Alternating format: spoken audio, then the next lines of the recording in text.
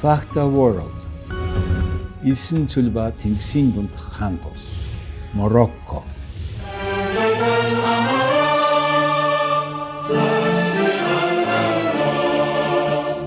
Африк, Европ хоёр болон Атлантын далай газар дундын тэнгистэй уулздаг Сахарын элсэн цүл эхэлдэг энэ газар бол Марокко юм а.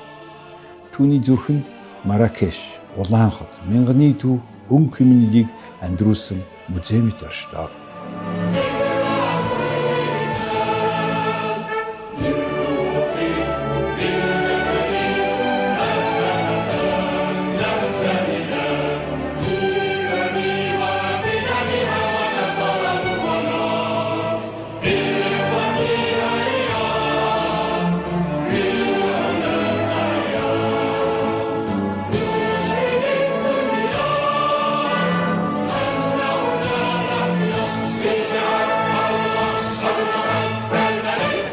Дөрөвдүгээр зуунд байгуулагдсан Африкийн хамгийн хойд Африкийн Исламын коллеж сургууль гинэ анхны сургууль. Энэ хоёрын Исламын шашин залуучуудын нэг сургууль сурсан юм да. То мотор хийсэн гэдэг байна. Энэ олон хэнүүдийг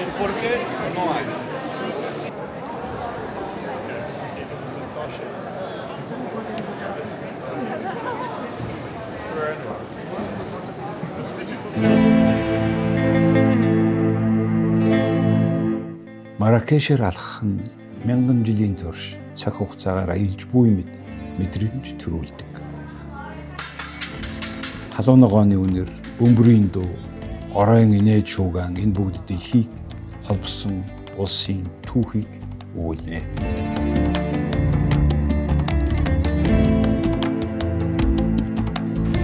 Мароккод олон том хот байт юм байна. Нис хот нь Рабат. Дараагийн том хот нь болохоор хамгийн том хот нь болохоор Касабланка нөгөө кинонд гардаг. Тэгээд энэ Марракеш гэж хот. Улсынхаа харьцангуй төвд нь байгаа юм. Ер нь бол их илсэн цөлтэй газар байна. Тэгээд энэ Марракеш дотроо хоёр янз юм байна шүү. Нэг нь хуучин Марракеш. Тэр нөгөө зах Медина гэдэг. Тэр нэрээ түн бужигсан. Нарийнхан гудамжтай. Хүн зүрх боломжгүй. Хажуугаар нь мотоцикл дахиад явгад хэцүү газар байлээ. За энэ бол харьцангуй шинэ. Ер нь шинэ Марракеш гэдэг ийм сайн төлөвлөөд ийм гоё хийсэн юм байна. Энд одоо энэ орчин үеийн буудлын суудлууд нь байх юм.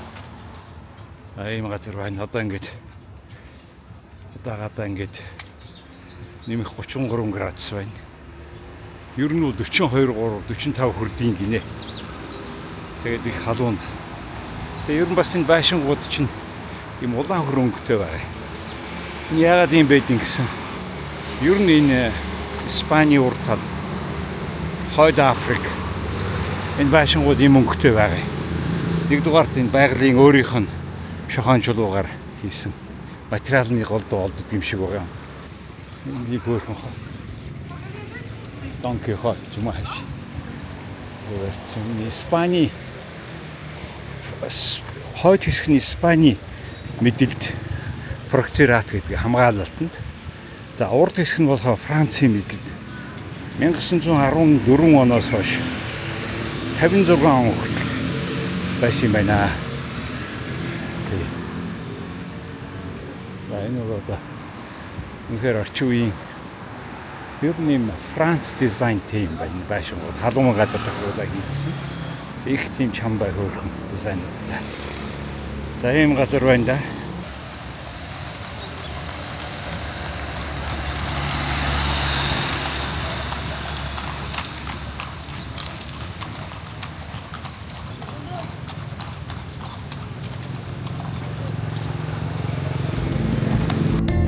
Газар зүй ба хүн ард. Марокко нь Африкийн баруун хойд өнцөгт оршин. Атлантын далай газрын дундад тэнгисээр хилдэж, төв хэсгээр Атласын нуруу сунж, өмнөд хэсэгт өргөн удам Сахарын цөл оршдог. Газар нутаг нь 446,000 км², 37 сая хүн амьдардаг. Ба тэдний дийлэнх нь араб, амазиг бас берберүүд гэдэг гаралтай. Араб, амазиг хэл нь албан ёсны хэл бөгөөд Франц хэл бизнес боловсролд өргөн хэрэглэдэг. Ислам нь гол шашинч, Марокко нь олон ургалч хүлээцтэй нийгмээрээ танигдсан улс юм аа.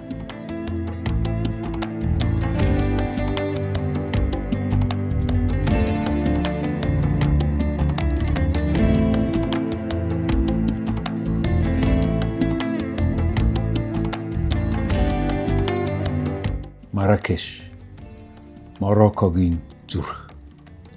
Марракеш хотыг 11-р зуунд Алморвавидийн угсаа анх байгуулсан бөгөөд тус хотын нэр улмаар бүх улсын нэр нь болсон. Зууны туршийн хот нь Сахарын цөлөөс ирсэн жин Европоос ирсэн худалдаачдын уулзвар байлаа. Хотын улаан шавран ханнууд нарны гэрэлд гэлтгонон сүм хийд ордон уран нарийн барилгууд нь хаант улсын сүр хүчийг илтгэн нарийн гудамжуудаар гар урчууд хевснэгж гуйл эд сэлбэрлэн амьдрал хөврөнө. Өнөөдөр Марракеш бол Африкийн хамгийн их жуулчин татдаг хотуудын нэг. Эртний архитектур, тансаг цочид буудал, орчин үеийн бүтээлч, орон зайг хослуулсан газар.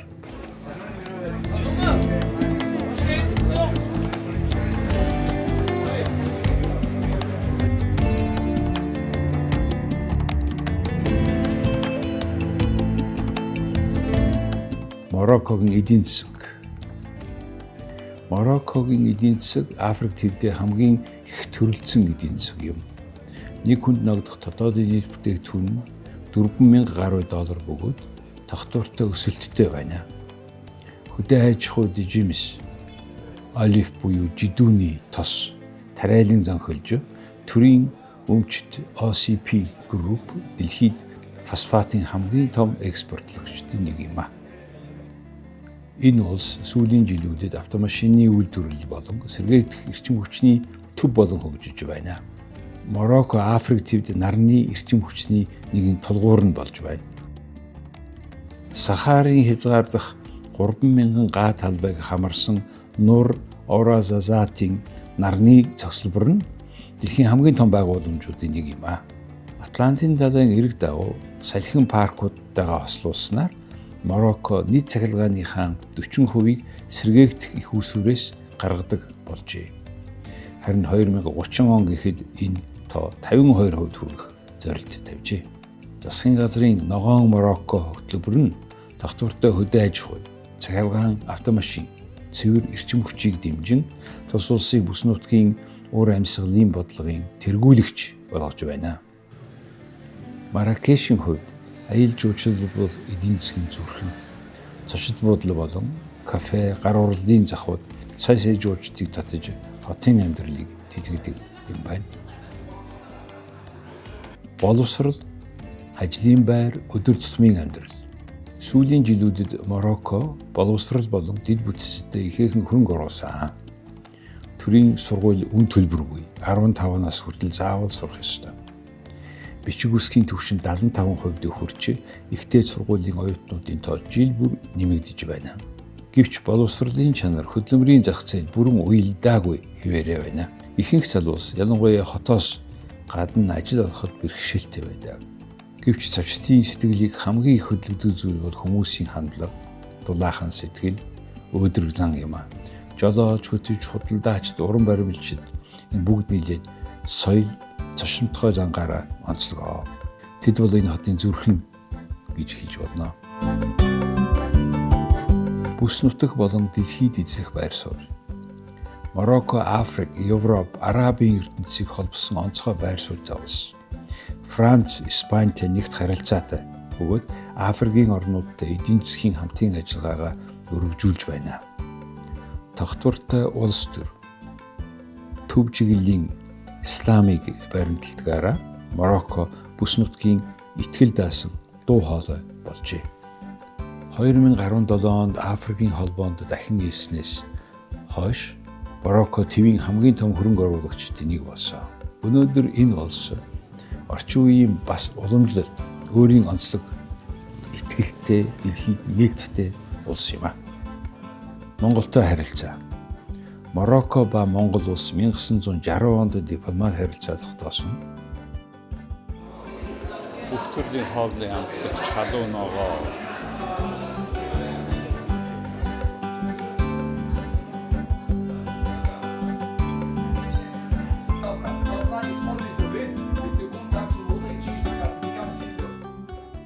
Худалдааны хэмжээ багасч хоёр улс тусгаарлахт нь түүхээ хүндэтгэх, шинжилэлд тэмүүлэх зэрэг нийтлэг үнэт зүйлтэй. Марокко фосфат, бордоо экспортлдог бол Монгол ноолуур, арьс шир, ашигт малтмал нийлүүлэх боломжтой.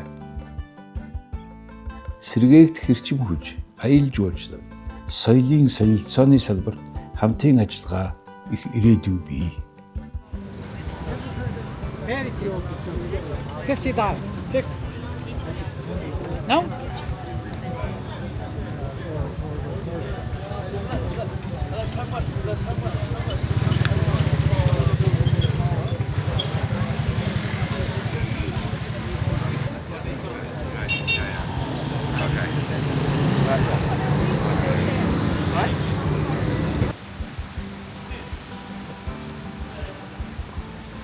Маракеш хотод зогсоход цаг хугацаа амьсгалж буй мэдрэмж төрдөв.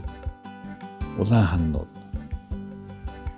оройн мөргөл, захын шууган эдгээр нь түүх өнгөрсөн биш бидний дунд оршиж буйг сануулна.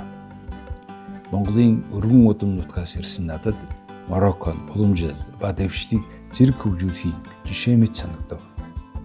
Өнгөрсөндөө итгэлтэй ирээдүйгээ зоригтойгоор ухацсан улс юм байна. За энэ бол de facto world байлаа. Маракеш хотоос би жаргал сайхан Дамбадаржа нэвтрүүлээ.